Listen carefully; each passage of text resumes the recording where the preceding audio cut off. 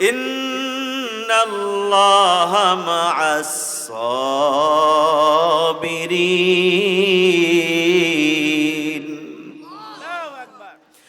আল্লাহ তাআলা বলে, বান্দা তোর উপরে আমি কত মুসিবত দেই, জানুনি যখন আমি মুসিবত দেই, এক সেকেন্ডের জন্য তোর থেকে আমার নজরকে হটাই না।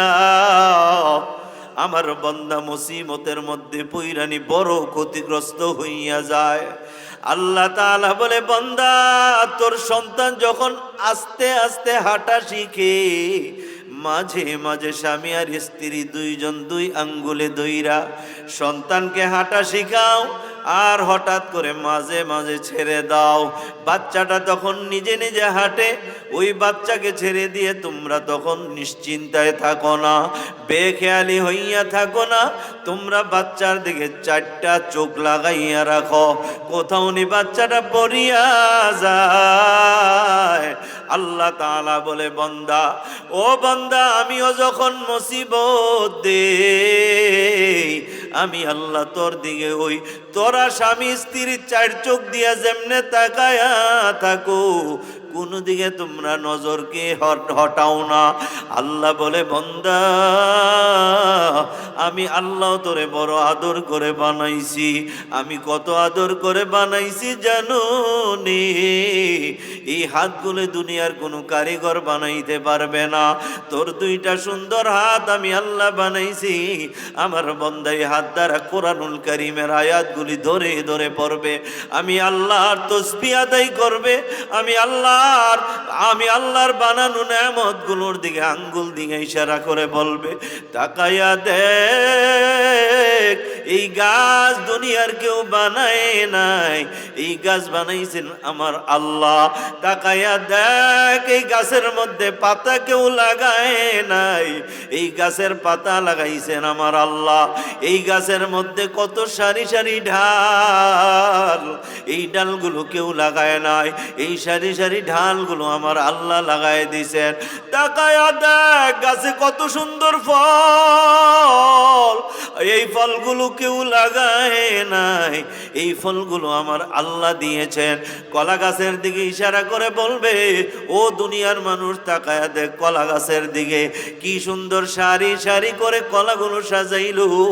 দুনিয়ার কোনো বৈজ্ঞানিকেরা এই কলাগুলো সাজায় নাই, আমার আল্লাহ সুন্দর করে সাজাইছে। কথা ঠিক কিনা কও? আল্লাহ তাআলা বলে, বান্দা আমি তোরে বড় আদর করে বানাইলাম। তোর দুইটা পাও আমি আল্লাহ বানাইছি, তোর দুইটা হাত আমি আল্লাহ বানাইছি, তোর দুইটা চোখ আমি আল্লাহ বানাইলাম, তোর দুইটা কান আমি আল্লাহ বানাইলাম, তোর নাকটা আমি আল্লাহ সুন্দর করে বানাইছি, এই চোখগুলো যেখানে দিলে সুন্দর হবে আমি আল্লাহ ফিট করেছি। তাকায়া দেখ, একটু খেয়াল করে দেখ, এই চোখগুলো যদি আমি তোর মাথার পিছনে লাগাইতাম কি অসুবিধাটাই নাই, পড়ে যাইতি। নাকটা যদি কপালে দিয়া দিতাম কত তোরে অসুন্দর দেখা যাইতো। ওই গণেশের দিকে তাকায়া দেখ, গণেশের নাকটা কপালের মধ্যে দেখতে বড় বিশ্রী দেখা যায়, হাতির সুরটা তার কপালের মধ্যে দেখতে বড় বিশ্রী দেখা যায়। ও বান্দা তোরে বুঝানোর জন্য হাতির সুরটা তার কপালে লাগাই দিলাম। ওই গণেশ নামক মূর্তি তোদের সামনে হিন্দুরা পেশ করে, নাকটা কপালে তাকায়া দেখ কত বিশ্রী লাগে। আমি আল্লাহ তোরে সুন্দর করে সাজানোর জন্য নাকটা যেখানে দিলে তোর চেহারা সুন্দর হবে রে, ওই জায়গায় আমি নাকটা লাগাইলাম। যেই জায়গায় তোর মুসগুলি দিলে সুন্দর হবে ওই জায়গায় দিলাম। চোখের বুরুগুলো যেখানে দিলে সুন্দর হবে ওই বুরুগুলো আমি লাগাইছি, দুনিয়ার কেউ তো লাগায় না। এ বান্দা, আমি আল্লাহর চিনার জন্য বেশি কিছু লাগবে না।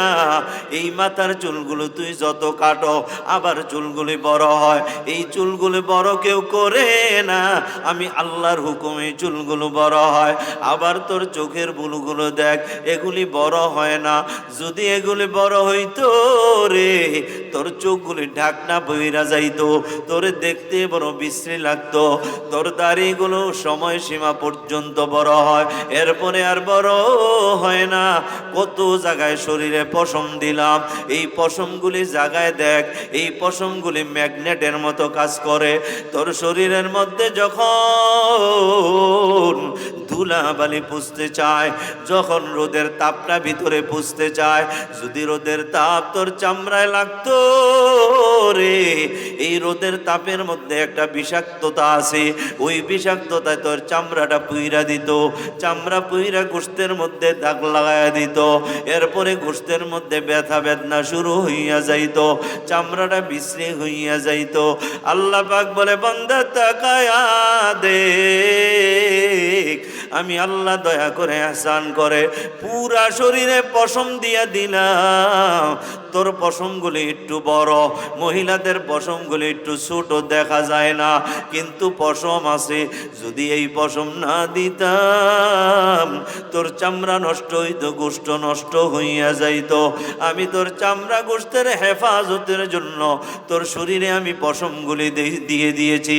এ বান্দা, যদি তোর পশমগুলি ওই মাথার চুলের মতো বড় হইতো রে, তোরে কত বিশ্রী দেখা যাইত। একটু তাকায় দেখ, তোর শরীরের দিকে তাকাইলে আমি আল্লাহকে খুঁজে পাবি।